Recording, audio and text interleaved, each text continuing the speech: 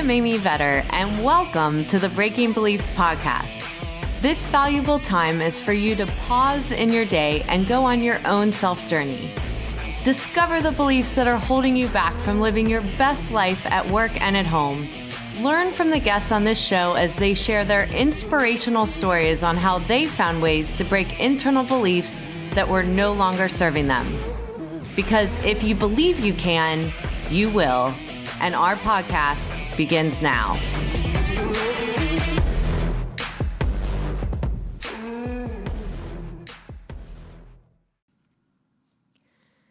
In this episode of the Breaking Beliefs podcast, I interview Boyd Search, who is the Chief Executive Officer of the Georgia Society of CPAs. His career spans 21 years in association management. And as the CEO, he focuses on creating opportunities for CPAs to be leaders in their profession, directing legislative initiatives and advocating on behalf of the profession, and safeguarding the profession's high professional standards by attracting the best and the brightest to careers as CPAs. Now, Boyd holds a bachelor's degree in political science with a minor in economics from The Ohio State University.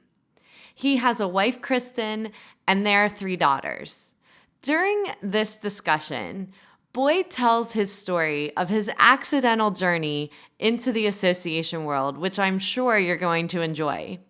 He also shares the shifts in mindset along the way that has helped him transform to leading a statewide organization. Hi, this is Amy Vetter, host of the Breaking Beliefs podcast, and today I'm here with Boyd Search, the president and CEO of the Georgia Society of CPAs. Just finished with the keynote for the Southeast Accounting Conference. About 1,000 people in the room. That was cool. It was very awesome. You did great. Well, thank you. So, would love to hear a little bit about you and the role you have with Georgia Society. So I'm the CEO of the Georgia Society of CPAs. I have spent essentially my entire career in association management and CPA association management. I had a job right out of Ohio State that was a couple of years, but then went to work for the Ohio Society Really? immediately after that. Yeah, and was there for close. I say 14 years, but it was shy of 14 years before coming down to be the CEO for the Georgia Society in 2011. Great. Yeah. Awesome. So, fellow Ohioan. Exactly. Yeah. Yep. 4th generation Buckeye. So. Well, there you go. Yeah, but I'm a Bearcat, so. Oh, well, that's okay. Yeah. That's okay. We gave you a good coach, I hope. I'll trust you on that. Yeah. So, just tell me a little bit. So, how did you get into the career that you're in today? So, how did you even start out in association management in the first place? It really was dumb luck. So I had gone to Ohio State and gotten a degree in political science and a minor in economics, and thought I wanted to go to law school. And 6 weeks before that was all going to happen, for a variety of reasons, decided, gosh, I don't think this is going to be for me. I thought a political future. When even started that? Like, why did you want a political future? So my dad, I grew up, my dad worked for Ohio Bell, Ameritech, AT&T. Okay. And one of his last role there was, I forget his exact title, but it was like Director of Public Relations. He was a chief lobbyist in Washington and in Ohio for Ameritech and AT&T. And so I saw a lot of that behind the scenes stuff. And also just had a passion for, and I won't say, I think saying public service makes it sound too more altruistic than it was. Yeah. I thought I liked the game. Yeah. You like the energy of it. I did, very much. And so I had some examples in my life of people who had gone through law school, and at that point they were in debt up to their eyeballs and had trouble finding jobs and this, and I thought, okay, maybe this isn't the path. Maybe I better just pause, because I had always been in such a hurry. And for the first time in my life, I was like, you know what? I'm going to maybe not be in a hurry. Yeah. Why were you in a hurry? Just felt like I was supposed to get out of school and supposed to get a job and supposed to get married and supposed to have kids and do everything my parents did. Right. And that all wound up happening. Right. But I figured out what my reasons were and what I wanted, as opposed to just modeling what I knew. Right. And what I thought was supposed to be the path. So decided not to go to law school. Went back and got a second degree in accounting. Actually, I'm not a CPA though, and went to work for a small family-owned company, doing bookkeeping and things like that, and computerized their systems. They were all on index cards and stuff. And, Oh gosh. and so I was trying to figure out what I was going to do with my life, and going to school, so working full-time, going to school full-time, got married during that stretch, and it was doing all the networking I thought I was supposed to do, and when I finished my second degree, applied for jobs, industry jobs, public accounting, all the big, back then it was the big six. I think. Yeah. I date myself that way. Yeah, exactly. Yeah. So anyway, I sent out 50 resumes and had a network of people that were like, oh yeah, you've done the right things, this is going to be great. I didn't get a single phone call. Not one phone call from all those resumes. So I started panicking a little bit, and like, what have I done wrong? And so I started calling some of the companies I'd sent resumes to. One of those was the Ohio Society of CPAs, and Laura Hay, who is still there, and the COO now there. I left her a voicemail just saying, hey, I'm really interested in this job. My father-in-law, who is a CPA in Ohio, knew the organization and thought it'd be a really great place to work. And so I just said, hey, I'm interested. Is there anything else you need? It was the first phone call I made, actually. Here's my phone number. Give me a call back. This was in the fall of 1997. Yeah. And she called me back about a half hour later and said, I don't know how to tell you this, but you've transposed the last 2 digits of your phone number on your resume. Oh, no, that's... Yep. So she says, if you're not too embarrassed, I'd still like to interview you. That's awesome. Thank you, Laura. And she did, and I got the job. Isn't that so amazing that we can sit there feeling bad about ourselves, and... if you hadn't made those phone calls, who knows? But you would have also been thinking it was something about you. Right. Oh, I was. Yeah. So that was when that was the first big lesson in you're not going to get things perfect, and maybe a little humility and forgiveness of yourself is a good thing. So, yeah. So it was just meant to be. It was meant to be. Yeah. So. I went to work at the Ohio Society and fell in love with the work of associations, and worked for Laura, and eventually then reported to Clark Price, who was the CEO there forever, and he is still one of my closest friends and my mentor, and a lot of luck finding a place like that with bosses like that. So, yeah, it's a great place. So just going back a little bit in your story, so going back to your father. So this is why you were going to go into law school originally and become a lawyer. What were some belief systems that were instilled either by him or that you just interpreted because of growing up that way? Definitely interpreted, because as I look back on my childhood, and I have older brother and older sister, and things they went through and stuff. Our parents gave us a lot of latitude to find our own way. Yeah. I just assumed that you did things in life in a certain order and in a certain way, and that's how it was. Maybe I lacked courage or vision or whatever younger in my life to realize that things could be different. I was 4th generation in my family to go to Ohio State. My sister didn't go to Ohio State. My brother went to Penn State. And so I was the last one, the youngest. And so I just did what I thought was supposed to do. And I, looking back on it, that was very much me. It was It was not my parents. It was not. When you say that you didn't have the courage, like why do you say that? I had thoughts in high school about being a marine biologist. Yeah. And biology was hard.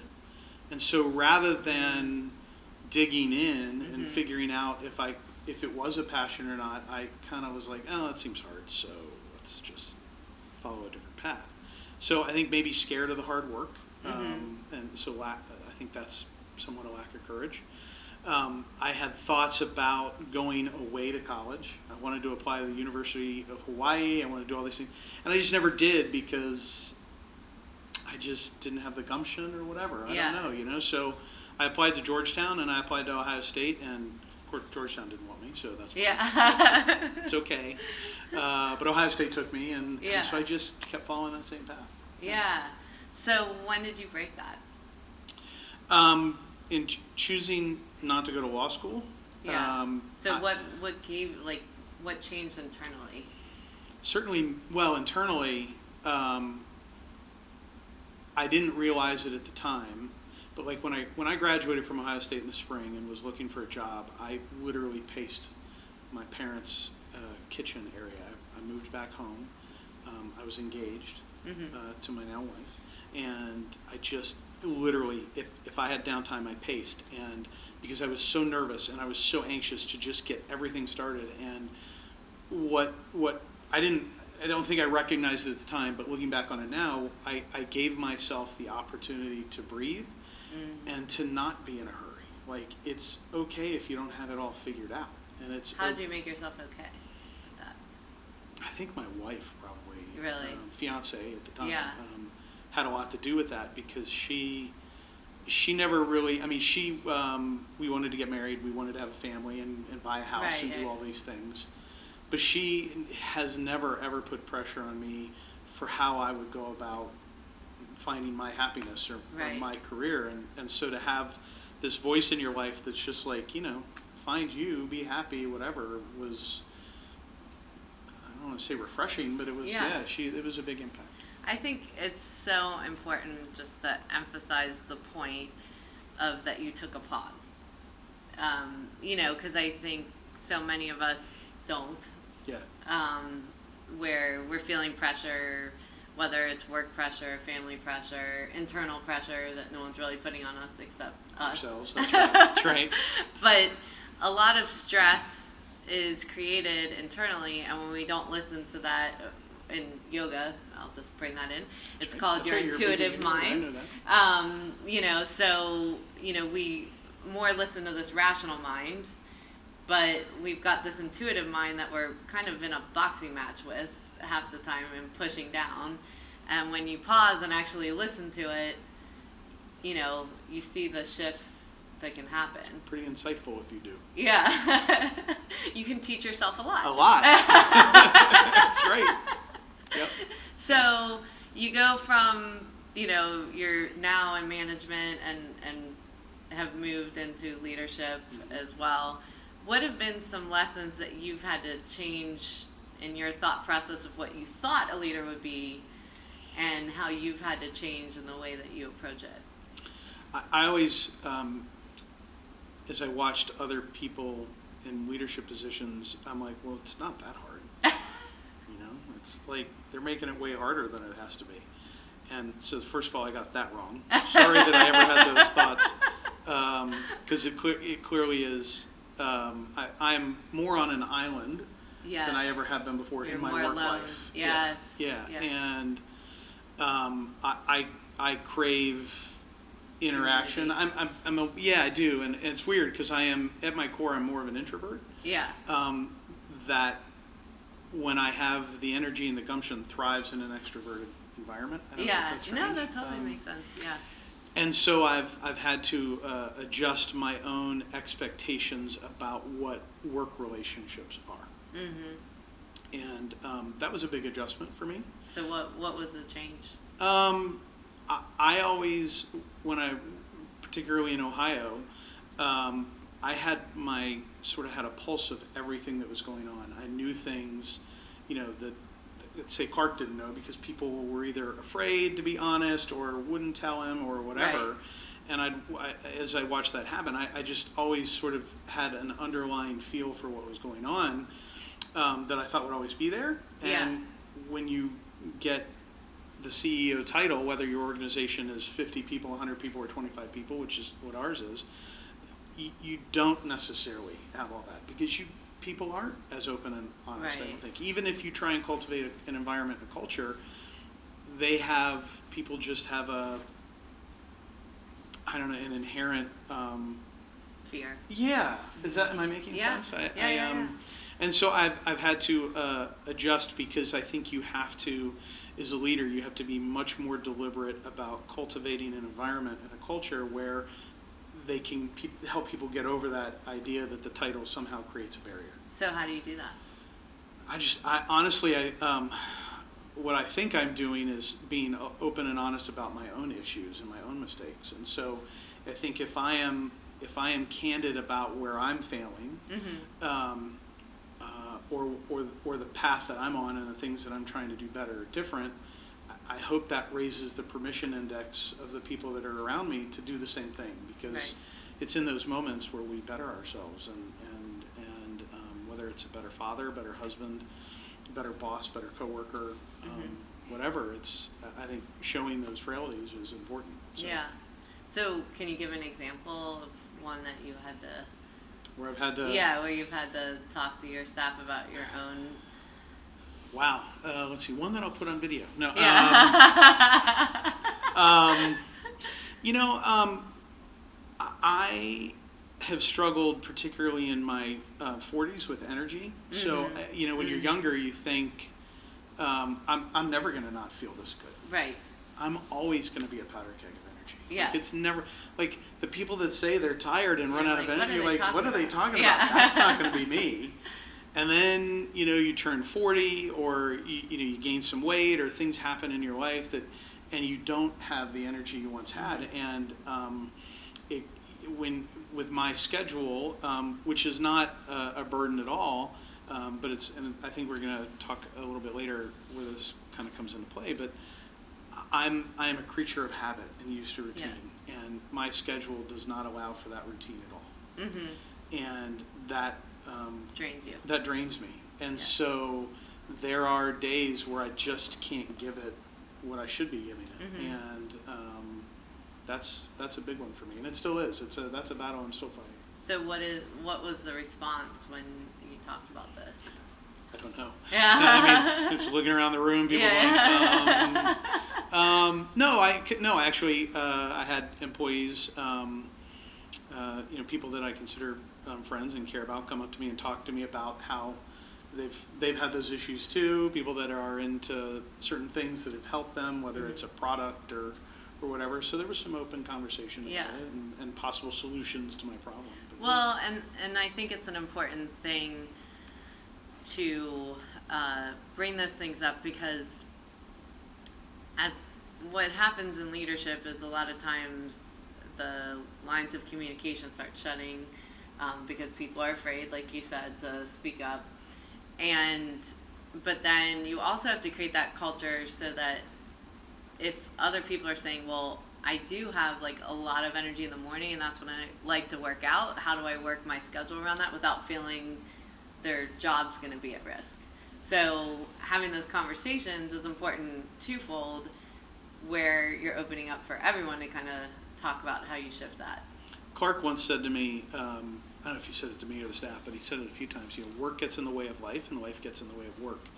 And I always felt a large degree of permission to adjust my life within the, just physical, the framework of a day. Right. Right. And Laura too, if I didn't show, if the office was open 8 to 5 and I wasn't there at 8 or 9, never once were they like, well, where are you and what are you doing? Right. Why aren't you here? Why aren't you in your seat? And that made me actually want to perform better for them, because it created this existence where that guilt, which is still sometimes there, when you've got a dentist appointment or your kid is sick or the air conditioning is broke or whatever, or you just want to exercise and better yourself, whatever it might be that is in your life, you can take care of those things without this weight of, okay, I'm going to lose my job, or I'm failing at it because it was always about outcomes, right? And not necessarily process. So. Which is so important as people move through innovation and change, that you shift that thinking. Because I know, starting out in my own career, it was like real FaceTime, not FaceTime on the phone. But right. Like, actually, that's right. Where you had to get in before your boss and leave after, and making sure, and really at the end of the day, that doesn't drive business results or employee happiness or engagement, and My dad went off to work with a briefcase and came home with a briefcase. And so I spent my entire childhood, and he would leave early, and he was like, I want to be there before my team, right. and I'm going to leave after my team because I'm the boss and that's what you should do. And he retired young, and I remember him telling me within a few years of retiring, so I would have been in my early 20s, he's like, do you know what was in my briefcase? Like, I have no idea. I just assumed it was really important stuff. He's like, the newspaper. Because I would read it when I got there until my folks showed up. And then when the folks left, I would finish the newspaper and then get a car and come home. Yeah. Right. But you're supposed to have a briefcase, so I had a briefcase, you know? And it wasn't what they were doing wasn't important or they weren't busy or whatever. It just, but he modeled what he saw, and that was like this moment for me where it was like, oh, okay. And does that make sense? I just took away from my family life and everything else because I had to have the appearance of, correct. You know. They still marvel because my schedule is so garbled. I find time to be at home, right? And either taking care of me or being with family or whatever at odd times. And you can tell it's still, my dad doesn't quite get it because he's at 10 o'clock on a Tuesday. If I'm still home, he's because they live with us now. Okay. They're healthy and it's all good. And he's like, what? Shouldn't you be at the office? So now he's putting the guilt on you. No. He actually, it's turned from that to he's like, oh, this is cool. Really cool. Like this is so different than what I had. And so yeah, it's interesting. So you said that you're very routine oriented. Mm-hmm. So what have you done to break that? Because that's a hard one to break. I didn't. It's sort of just.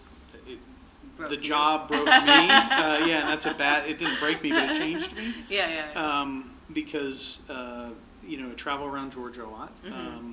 Travel around the country a lot because one of my roles is to, have relationships with NASBA and the CPA and other organizations, right? And I do a lot of public speaking like you do as well. You're much better at it than me, but so I enjoy that, and I'll do that for other colleagues in other states, and so I'll do a lot of that. So the schedule is weird, and I used to still treat Monday through Friday like it was Monday through Friday, even if I was gone all weekend or I was gone early Monday and got home late Wednesday. I'd still maybe a year and a half into the job here in Georgia, I started thinking, I don't think it demands me if I'm gone a lot. I think taking a morning, to take care of me or be with family is and okay. Not feel guilty. And I had every single chair of the board I've had they've been supportive of you just do what you need to do for you. So again, using that phrase, permission index was really high to just change. So it didn't have to break me as much as I was like, oh, I can take advantage of these opportunities to be different. And to also hear that no one else is putting that on you except you. Because a lot of times what gets in the way of us is us. Yes. Yep. The can't, I won't, there's never I can't. I always feel like there's a way. We just have to figure out, it might not be the way we pictured. Right, that's right. And it is not. My work, my life is very different than I would have imagined it 20 years ago. Yeah. Or 25 years ago. Yeah.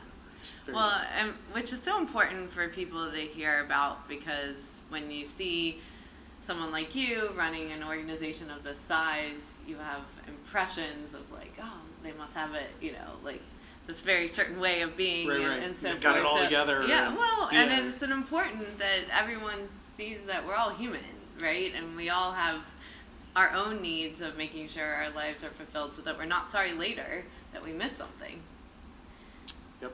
So I've got a couple rapid fire questions for you today. So you get to pick a category. Okay. All right. So the categories are family or friends, coworkers, money, spirit, or health. Let's go. So when I originally saw that, I was going to say family, but I'm going to go with health because it's a big thing right now. Awesome. All right. First question is, things or actions I don't have with my health that I want. So we talked about how my life schedule is garbled and stuff, and I'm a creature of habit. So it has been hard for me to maintain habits and routines that take care of me. And so, well, I've always been a big guy. Weight's always kind of been a thing, fluctuated up and down.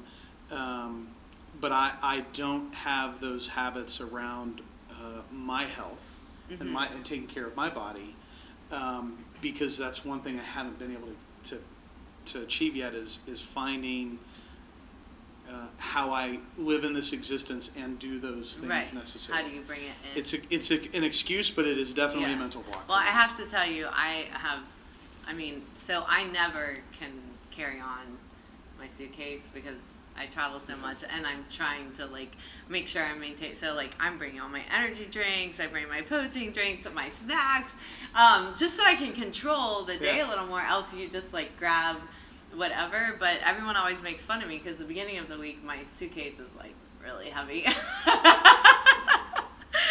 We're kind of the same, different things. But I travel with other guys or whatever, and they have these little carry-outs, and I've got my big check bag, and they're like, "What do you have in there?" None of your business. Yeah, exactly. Okay, so things or actions I do have with my health that I want. While I am not as healthy as I want to be, I am pretty honest with myself about it. So I know where I'm at. I know. So I've got some chronic knee pain right now. Yeah. I am my own worst enemy. I did that to myself. Right. It wasn't. It's not genetic. It's not any of these things. And so I don't spend my time wallowing in pity about it or anything, because I'm honest with myself about who I am and where I'm at, and what choices you want in your life. Right. Yeah. So, and that's okay. I'm good with me. Yeah. I'm good with me. Awesome.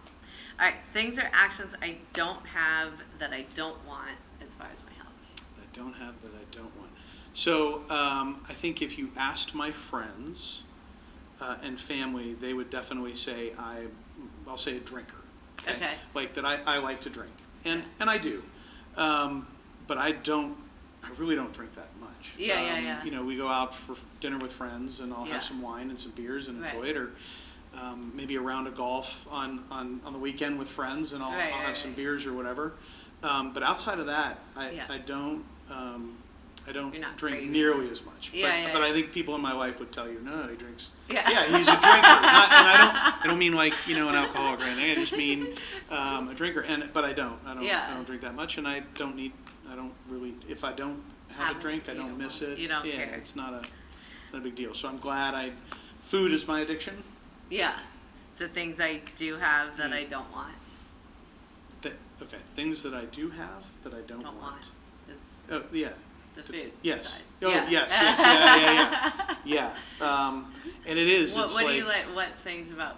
Is there certain foods? I'm an emotional eater. When I'm happy, I eat. When I'm sad, I eat. When I'm depressed, I eat. I love that. And I'm all emotion. I'm all emotion eater. I love sugar. I love meat and cheese. I pretty much anything. Yeah. Healthy stuff, unhealthy stuff. I like it all. Yeah. And so back to the health thing, if I'm recording what I eat, I am much better taking care of myself. Yeah. Because otherwise I just get lost in the wonderfulness of eating food. Whatever's there. I know. It's so hard. It is. So just to kind of, bring up some main points that I want to make sure people heard that you talked about today is one, taking that pause in your life, and there's different times that you've even talked about in your career that you take that pause, that it isn't just you do it once. There's certain modes, and rather than feeling like you have to keep pushing towards something that's uncomfortable, not quitting or running away from it, right. But actually assessing where's my next best path and what would make most sense. Yep. And then I think you also talked about, just as far as leadership, that number one is lonely. I mean, it's a lonely job, but that you have to create a culture where you're approachable, that you're creating an open, honest culture, so that people feel comfortable to come to you. But they don't feel like they're being judged. And they can speak up as well, give their ideas. Yes. Else you're kind of closing that down. And being okay to kind of assess your life and saying, okay, I'm on, like, my energy's shifting, my habits are shifting, and what does that mean? And then what kind of self-care do I have to do to shift my energy back, which you talked about with traveling and things like that. Yeah. Making sure that you're very present in the things that you need as well. That's exactly right. Yeah.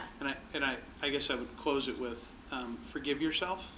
Yeah. Like, you're not going to be perfect. Yeah. You're not going to get everything right at home. You're not going to get everything right at work, and you're not going to get everything right for yourself. And the quickest way to move past any mistakes you've made is to forgive yourself. Yeah. I think that's a big deal. I love that. Yeah. Absolutely. Well, anything you want people to know about Georgia Society or to check out before we close out? I think the world is changing, right? And this type of stuff creates communities in different ways.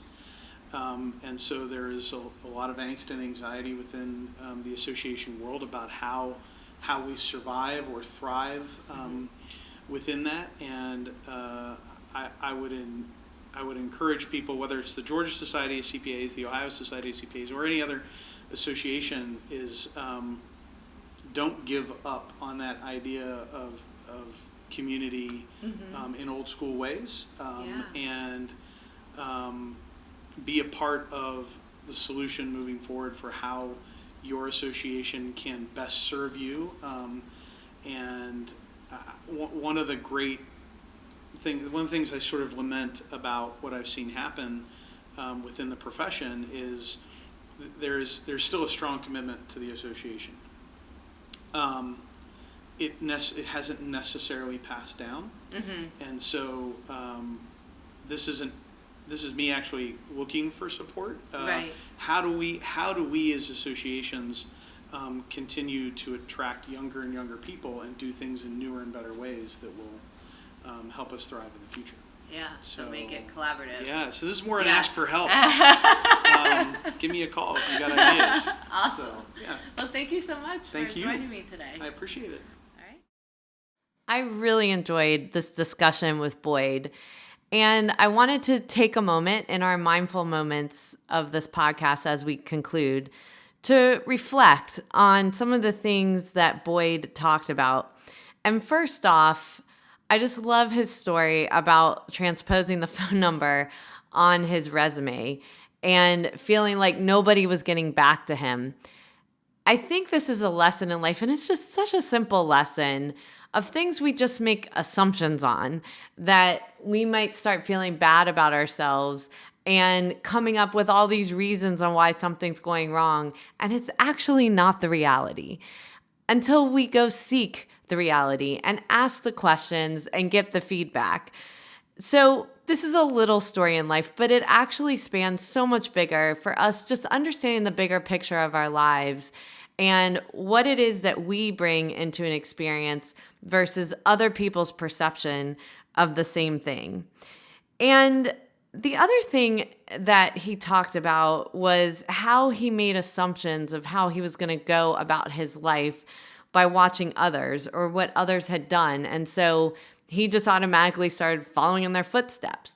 And I think there's a part of that that's really important to reflect on in our own lives, because that's what we do, right? We look to others for examples. We look to our family. We look to friends. We look to people online and say, that worked for them. Maybe I should do what they did. And instead of sometimes stepping back and looking at, well, what is really in line with my own values, my own belief systems? What is my purpose in life? And he talked about how when he was really interested in marine biology, he stepped back from that because he just made the assumption it was too hard. But when we actually have a passion for something, even though something might be hard, the time just disappears. And I had this experience probably about 5 or 6 years ago, where when I went to school, I went to become a CPA, but in my heart of hearts, I really wanted to go to art school. And whenever I'd see the students in the art school on campus or I met someone, I would just get this pang of, gosh, I wish I could do what they were doing. And then I'd move it away. And in my head, I thought, well, because I'm doing accounting, that's hard. And that's the way things should be when you go to college. Well, a few years back, I was stepping back and trying to decide what my next steps were. And I thought about it and I was like, well, maybe I'll go back to school. Maybe I'll go back to the art school that I had always wanted to go to. So I actually went to the college orientation. I was sitting with a bunch of 16-year-olds in the room. But as they took us on the tour and I was peering into the classrooms, I was just getting so excited and my heart was racing. And I realized this was college. And what they were talking about was you're going to have to work 24 hours a day. And sometimes we lock the doors and these projects take, all night. And in my head, I was like, wow, that would be so fun. Instead of looking at that as hard, because you're looking at something that really aligns with who you are. So it's important to step back from the things that we do and make sure it's aligned with who we are, not just mimicking what others do as well. And then a really important point Boyd made was in making these decisions in his career of the moments of pause, the moments where we need to stop and just breathe. And he really demonstrated this story with his wife about her not trying to make him be something that he's not, that she gave him that space to be able to understand which direction would be the right direction for him. And that truly is what love is. It shouldn't be about changing another person. It's about appreciating the best qualities of each other. And so when we can step back and actually breathe, give those moments and not try to rush into every decision, we start making better decisions in our life. Thank you for taking the time out of your day to listen to the Breaking Beliefs podcast.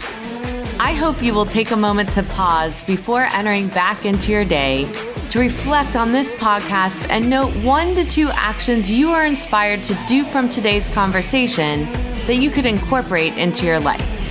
To read the full blog and listen back to this episode or any other, you can find them at www.amyvetter.com/Breaking Beliefs podcast and related videos on my YouTube channel. For daily inspiration, follow me on Instagram, Twitter, Facebook, and LinkedIn at Amy Vetter CPA. I hope that you will choose to like this and subscribe to this podcast on iTunes, Spotify, and more so that you can join us for more inspiration on our next episode.